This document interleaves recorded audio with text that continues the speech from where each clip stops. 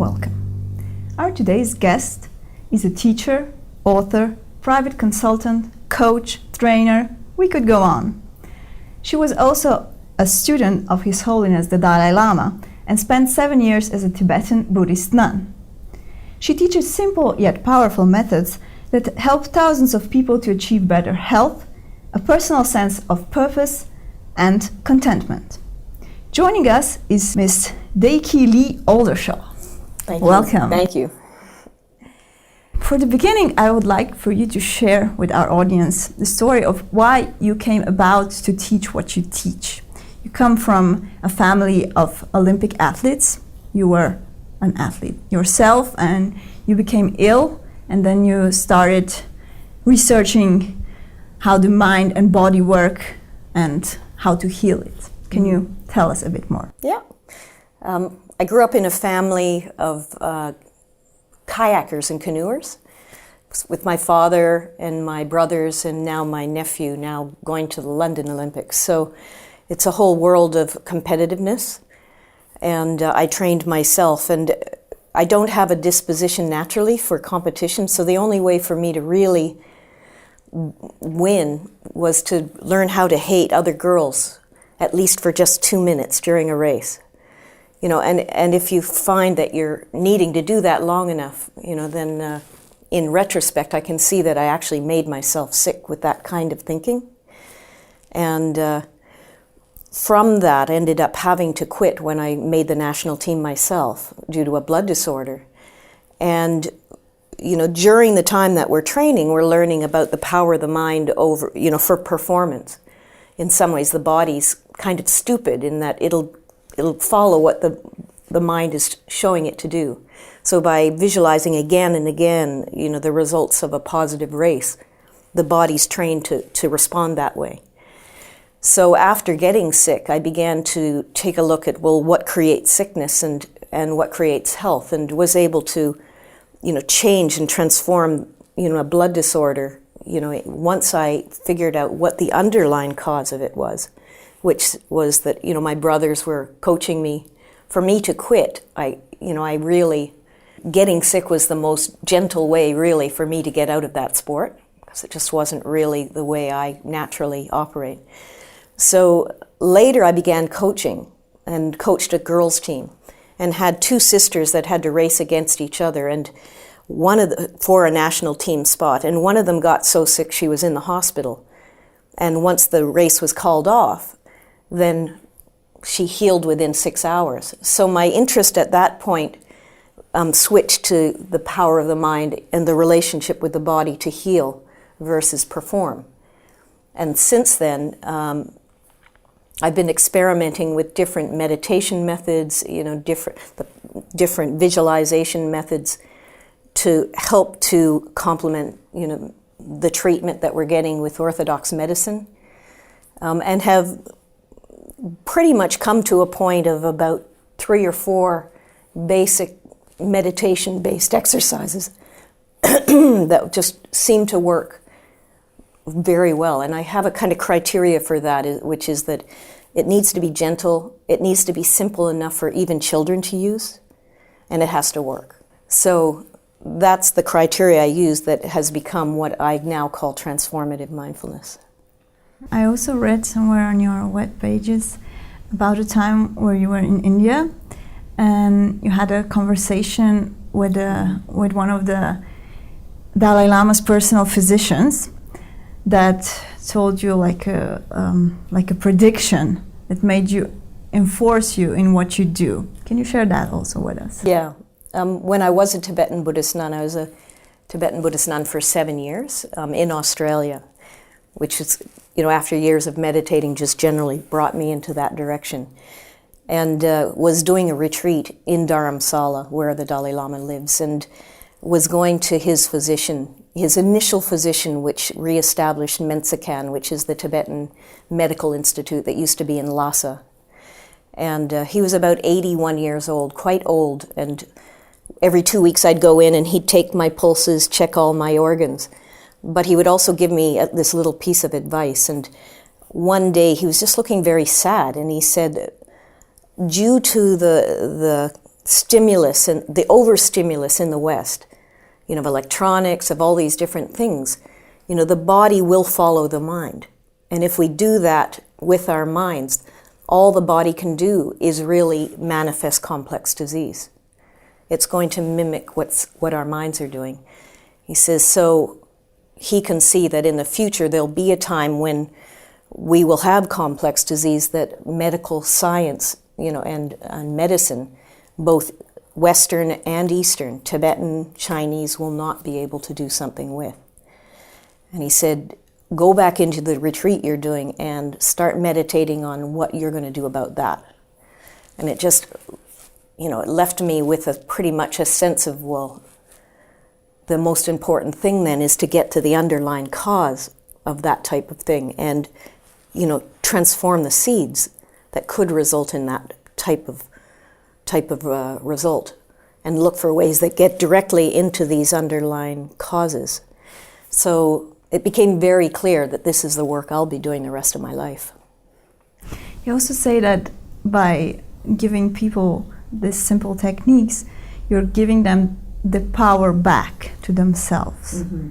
Can you tell us a bit more about that? Yeah. Kind of takes me to a story of, I had some abuse as I was growing up, even in that very powerful, performance environment. There's still an abusive aspect to all that. And I remember going to a therapist for help with that and leaving feeling more abused by the method that they used than the problem I went there with. And I remember sitting kind of shaking my fist at God, going like, I'm not willing to do this, because the whole rest of my life I'm going to be either enhancing what's positive or healing what still needs healing. It felt like I was, like toothpaste being squeezed. So I remember just putting out a prayer or a invocation of some kind that says, I want a way that's fun, that's gentle, but it's working.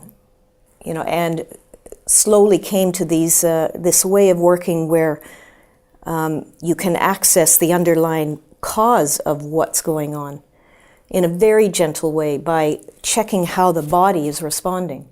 So if I'm in a situation where anger arises, I can sit and think about it and analyze it in a more therapeutic way.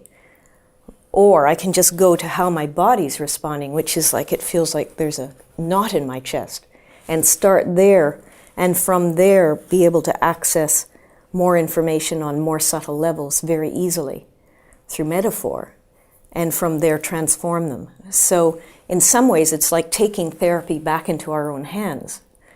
So it's very helpful in terms of, it's just inexpensive because we're doing it ourselves to begin with. And we also found, even with sexual abuse, working in clinics in Australia, that we could do in 6 sessions what would take a year and a half for a psychologist to normally do with, a case like that. So we're also finding that by being able to touch in, because in some ways what we're doing is quite different from applying the antidote to something. If you want to stop being angry, start being more patient. What we're doing here is we're actually using the problem to find, so transformation works so much differently. We actually use the power of that anger to then transform it into the highest benefit, which often has to do with people's life force. What are they here on the planet for? The fire in their belly to make a difference in some way. Because I've often found where there's anger, there's also something that I care about so much that it makes me angry. So it's like, if I try to get rid of that anger just like that, I lose some very important information. So in some ways, we're using techniques that someone can use to actually make this shift themselves. And some of the most effective facilitators we have been mothers, where they're so motivated to help because their child has just been sent home by the teacher to be put on Ritalin, which is a drug for kids' hyperactivity. And the mother's going, no, because this teacher has sent 10 kids home, which is letting her know the teacher doesn't know quite how to handle her class. it's from there. They have such a motivation to help, and it's those kids that are using these methods that are, I got a phone call from one mother. She says, "Is it safe?"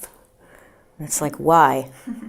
Well, my 10-year-old just did it with all the children when in the play yard.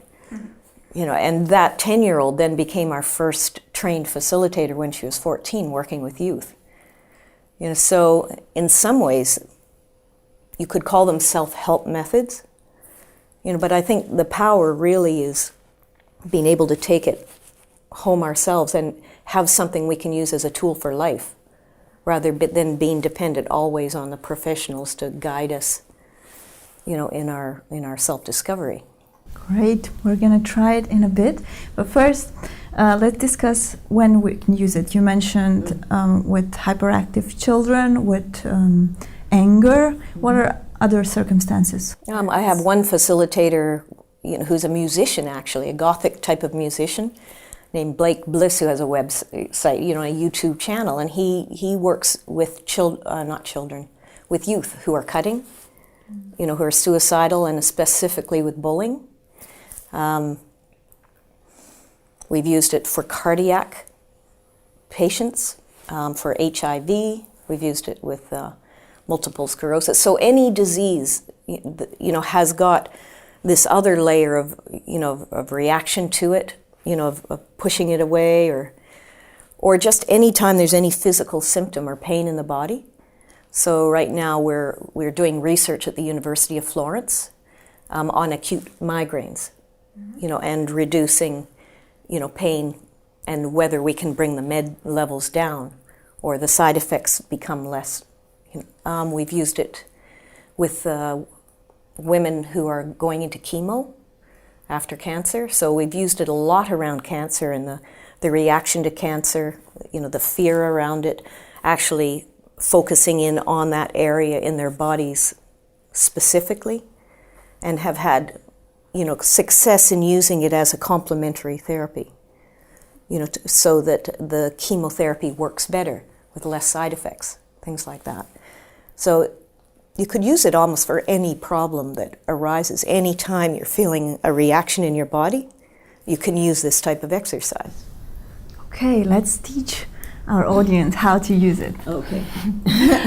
So basically, you can take just a few minutes out of your day, or is it good to do it regularly, or you just do it when there's something acute?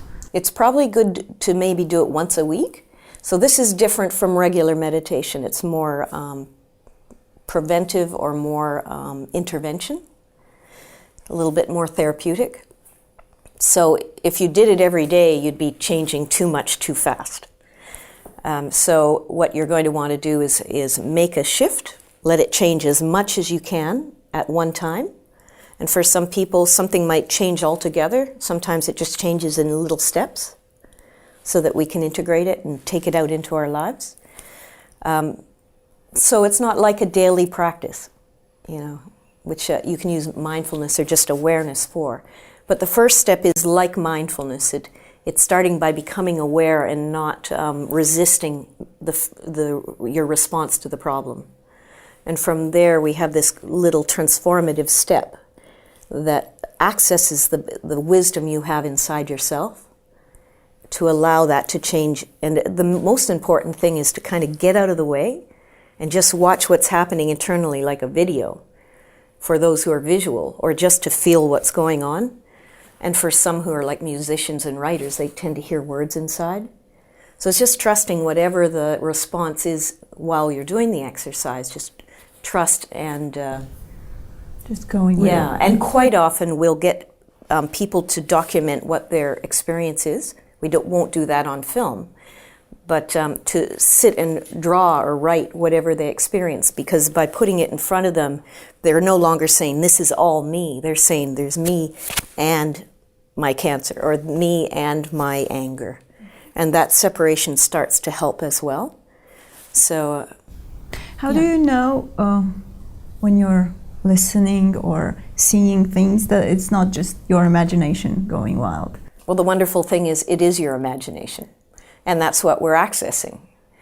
So we're starting with the sensation and how your body's responding. And then there's this interesting relationship with the body and the mind. The body's quite stupid when it comes to doing what the mind tells it to do, directing it. But on the other hand, the body and the muscle have got one level of consciousness that has all the memories to do with that part of our body, or those cells, even our genetics, or even lineage things that have come in with our parents or through our society. We carry all this incredible database of information. So one way to access is it through the body. So on the other hand, the body is incredibly wise, or the consciousness that is aware of that and has first information to give us about the problem, but also information about the solution. So when I say use your imagination, I think one reason why children and young people are so good at doing this is because they have a great imagination. So you could say we're making it up, but we're actually going quite receptive. We're more like dipping into different parts of our own database for information. Great. So we can just try it. Yes, let's try it. Okay, so a good idea is to start by just closing your eyes. And just take a few deep breaths, and as you're breathing out, just first bring yourself right to the present moment. So it'd be good to just feel your weight on the chair. Just let yourself be here.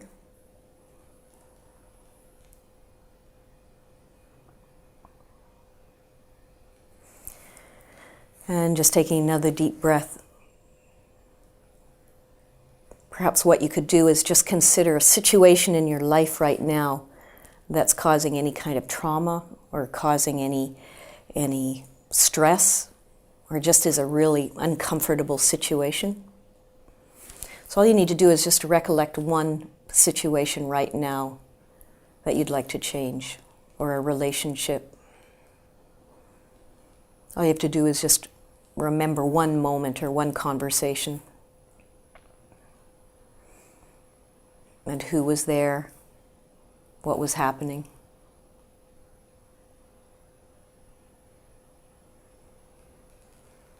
Continuing to breathe. And you're just going to touch into it just long enough to recollect how that feels. It might be happening now, it might have happened in the past.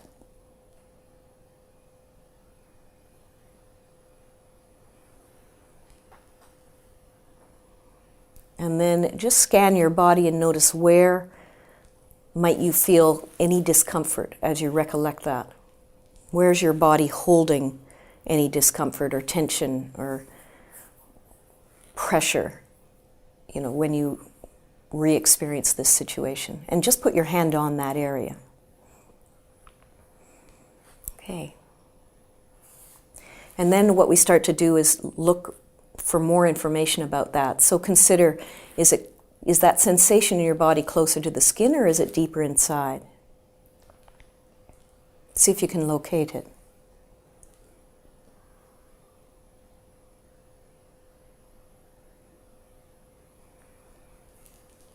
And then check how big an area does it feel.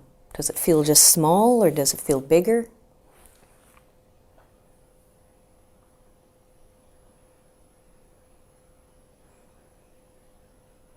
And then you can also even ask if it had a shape. What shape would it be? Does it feel two-dimensional or three-dimensional? If it had a shape, what would that be?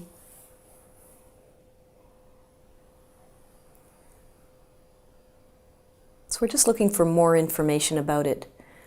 If it had a color, would it be light or dark? What color would it be?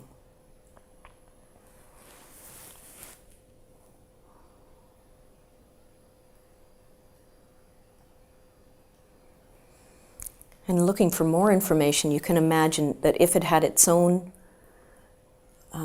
consciousness, its own thoughts and emotions, what's it feeling like in there? Is it feeling fearful or sad or just even neutral? What's it feeling? So we start treating it as a separate kind of mind.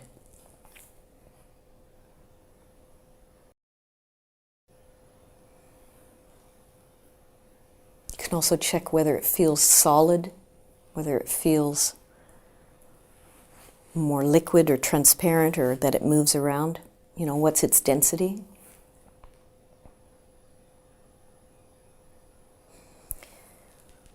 Another thing you can ask is, does it feel young, as if it hasn't been there very long, or does it feel old, as if you've had it for a long time?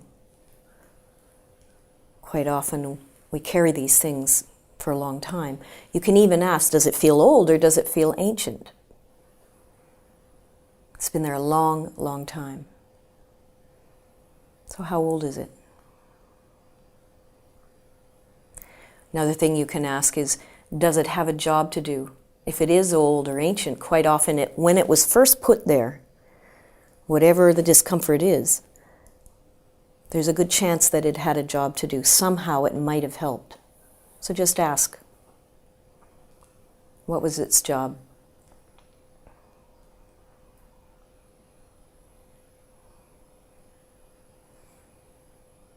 And there may even be the chance that there's some wisdom there that it's holding that's important to hear. So you can also ask, what is it that it knows? What wisdom is it carrying that's important to hear right now? And just take a moment to listen.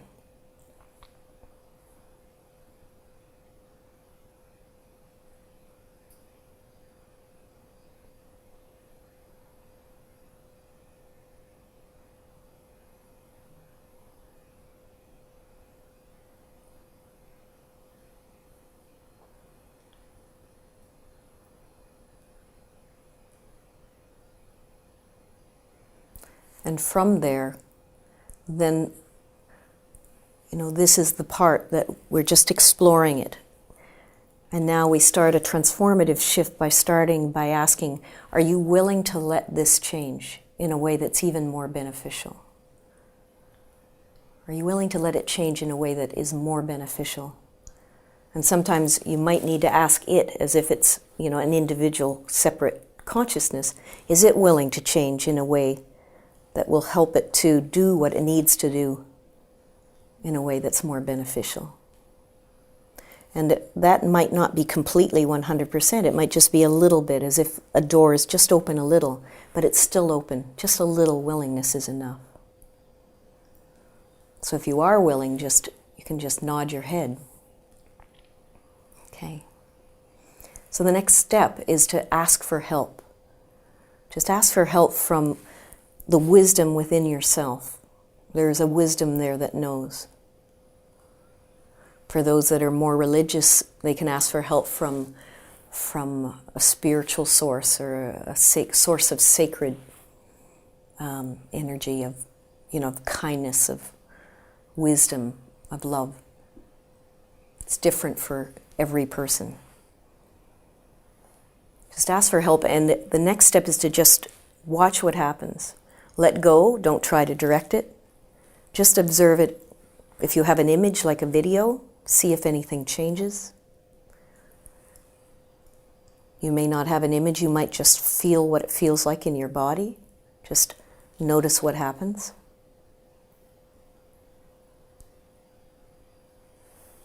Also listen for words, sounds. The main thing here is to just get out of the way, allow what happens, even if it's nothing, even if it doesn't change. But let whatever happens be okay. Just watching for change, taking your time, but not forcing or directing it.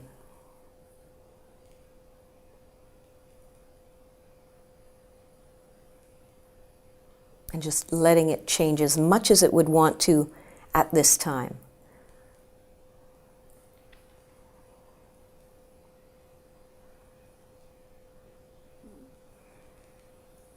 And taking whatever time you need, and when you feel it's changed as much as it wants to, then you can just take a deep breath and gently bring yourself back, opening your eyes again. So just take the time you need.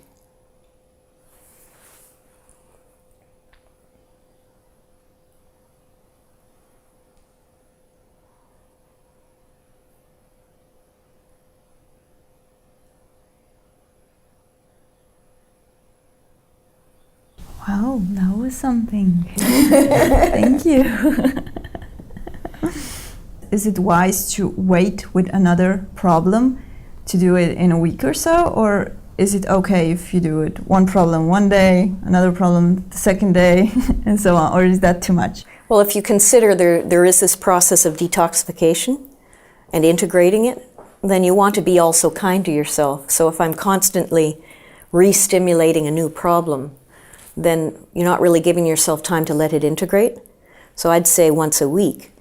But about 2 months ago, I got an email from a woman in Israel who has had 20 years of acute back pain, couldn't work, and she found it on the web and used it, like sometimes like every single day for 2 weeks, and her back pain was completely gone for the first time, so she even, I don't know, I guess I had some guidelines for how to use it, but she used it intuitively the way she felt she could. So it may be for pain, things like that, then perhaps it could be used more often. I believe we've come to the end of our show, sadly. Maybe one last question for you personally. Do you do it often, or what other things you do in your daily life to retain your health and balance? I use this anytime I have a challenge, any reaction to any situation. So that keeps things very balanced. I take things lightly. I laugh at myself. I don't expect myself to have it all sorted out. So I think that lightens things up. I do regular meditation as well. So I've got a kind of a daily practice that I do just to try to keep things balanced. And I use this when, things are up and down and coming at me. And, I travel a lot, so I run into lots of reasons to use it. Yeah.